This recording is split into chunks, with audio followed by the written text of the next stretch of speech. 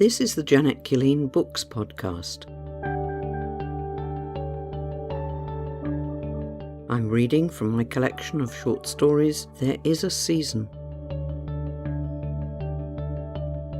This story is called Adjusting Her Ideas.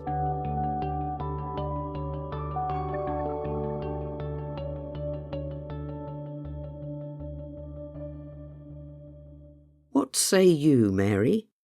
For you are a young lady of deep reflection, I know, and read great books and make extracts. Mary wished to say something very sensible, but knew not how. While Mary is adjusting her ideas, Mr. Bennet continued. Pride and Prejudice, Chapter 2. She overheard the children's words. It might be said that they darted through her with the speed of an arrow, but as neither weapons of war nor the capricious stings of Cupid were part of her consciousness, she experienced only a sudden ache, a raw emptiness beneath the ribs where she knew her heart to be located, an overwhelming faintness perhaps, because she realized, grasping the back of the chair and turning to the window, she loved them. The two children played meanwhile underneath their father's desk in the library and made a rampart of their books from the schoolroom. They were still oblivious of her presence. "Oh, not her choice," continued the boy, with all the scorn of 9 years' experience of the world. "Always such dull books, improving our minds all the time. Give me some adventures, pirates and highwaymen, or make us laugh. I don't care which, but not those tedious old things, like her, dull old maid." His sister, less cruel but honest, added, "I know, but she does her best. She just doesn't remember what it was like to be a child. You must be kind to her. Mamma said so." Aunt Mary stood very still, gathering fortitude to her, and struggling to understand both the pain of her feelings and the words of her niece and nephew. Strictly truthful as she was, by upbringing and by moral choice, she recognized the validity of their words. She had no comprehension of their world, of their tastes and feelings, and until today she had not realized that all her efforts to please them were in vain. They had no awareness of her struggles to understand and comfort them when they were tiny children, or the sleepless nights spent in their nursery when they were very young and their younger sister had been born almost at the cost of their mother's life.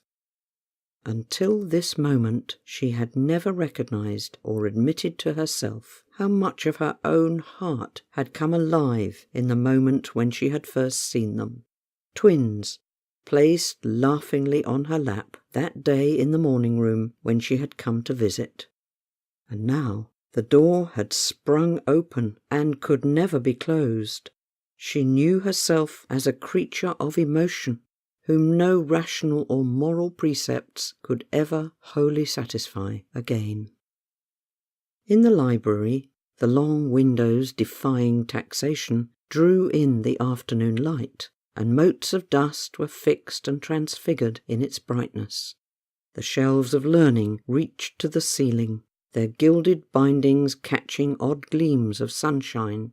Every detail seemed fresh to her, as though she had never truly looked at anything before, save to weigh its purpose and usefulness to her.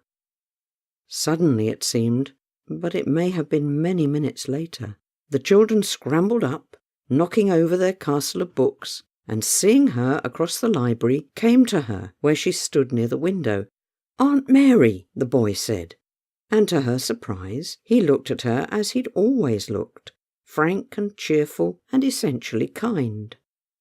Her niece came alongside and took her hand. "Will you come with us down to the lake? And will you bring something to read to us? But please, something from the story that Father began to read to us, The Rime of the Ancient Mariner."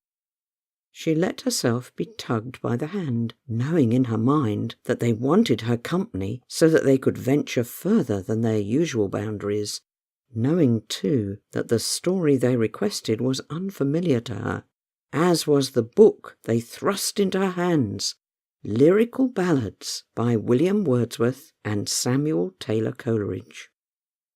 She had heard, of course, of Mr. Wordsworth and the new poetry, and surely something she'd heard of Mr. Coleridge was less than suitable. But all the time her heart was preoccupied with its anguished discovery and clambering painfully within the cage of her ribs to reach and understand herself. When had it begun, this assumption of behaviour and character that they called with such truth dull?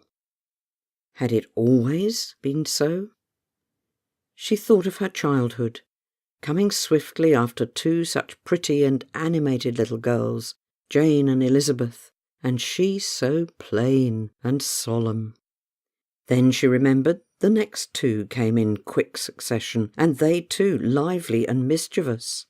They were, she knew, without ever needing to be told, the apple of their mother's eye. She saw herself running stolidly behind the other four children, earnest and clumsy. And as they grew beyond childhood, her father, she realized, so droll and ironic, hiding in his library from the femininity that consumed his household, was intolerant of her struggles to be both learned and talented. Her mother was mostly indifferent to the plain middle daughter in her consuming matrimonial plans for her other four girls. She recognized with pain that she had never been the most accomplished girl in the neighbourhood. And all the time the children were pulling at her hands as they walked down the stone steps and onto the drive, and then left her to run along the path ahead to the calm lake that was the glory of the southern aspect of the house. She watched their energy and heard their laughter as from a place of distant separation, and as swiftly as she could walk, they had thrown themselves down at the edge of the lake and begun to search its brown waters with their hands for the stickleback and newts that lived in its shallows, flicking each other with water and laughing with the pleasure and adventure of the afternoon. Even, she realized, including her with affection and gratitude for her undemanding presence. Later, the boy, Charles, came to sit by her, and on the other side his sister, Jane, and she read to them. Finding herself captured by the rhythms and vivid images of the story, transfixed as they were by its horror and simplicity, although everything in her mind cried to her that she should restrict their exposure to such images and experiences, she read on. Something in herself touched and quickened even as she read. In the running shuttles of her mind, ceaseless even as she read aloud, she wove the very different thread of her own history between the verses of the sailor's torment and redemption. The last 12 years had been spent dutifully at home after her elder sister's marriages. Kitty, so often away with one or the other sister in those first years, and now herself happily married. She found herself remembering poor Lydia and her sudden death 4 years ago in a northern regimental town of an illness no one would name.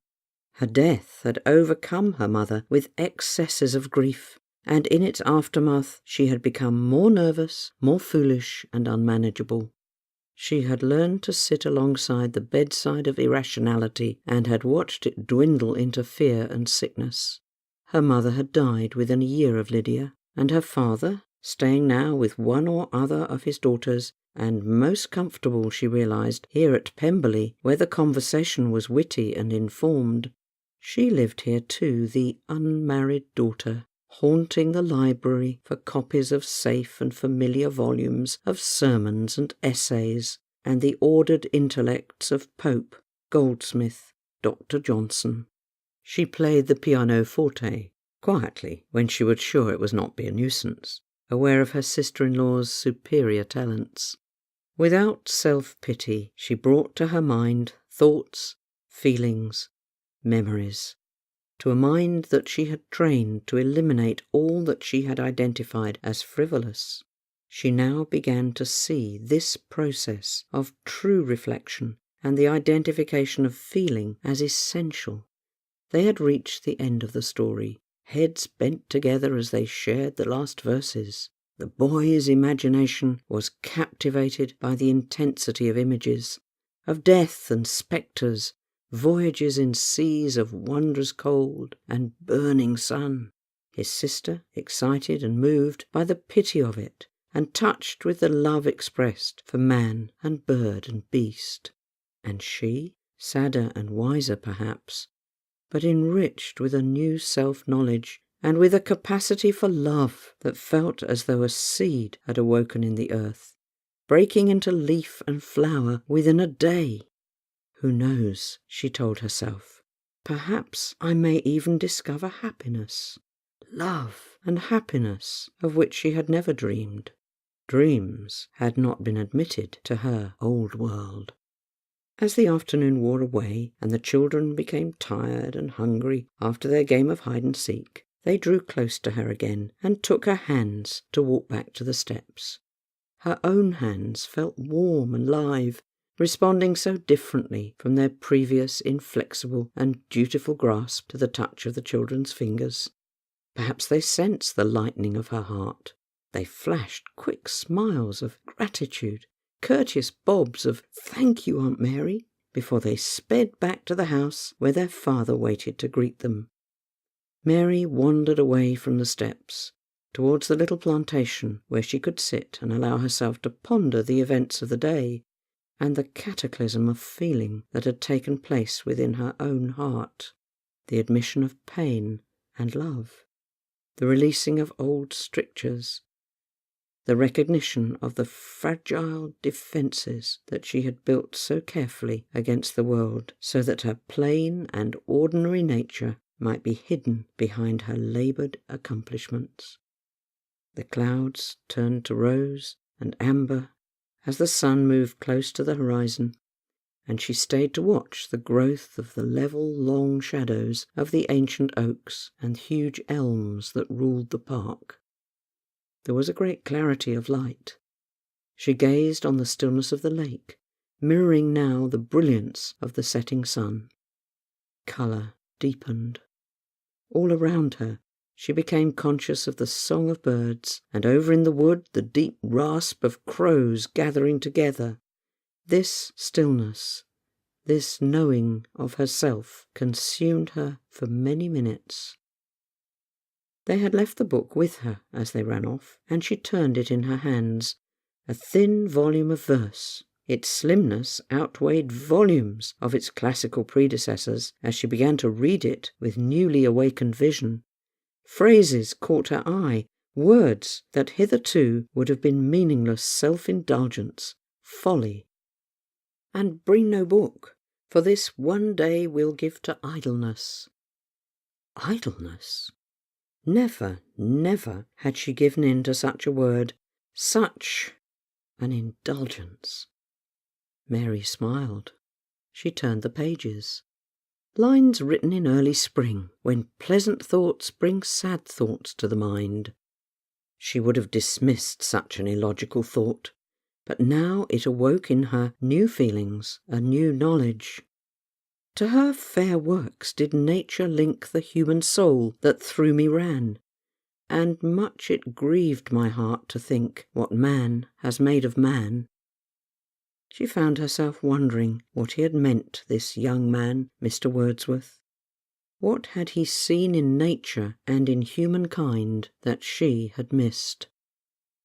The sun had almost touched the far line of trees, and she rose hastily, gathering herself to walk as quickly as she could back to the sweep of steps that led to the house. She did not know that her face was flushed with animation, her eyes brightened with the discoveries that were for her as vast and wide as any new world beyond the ocean.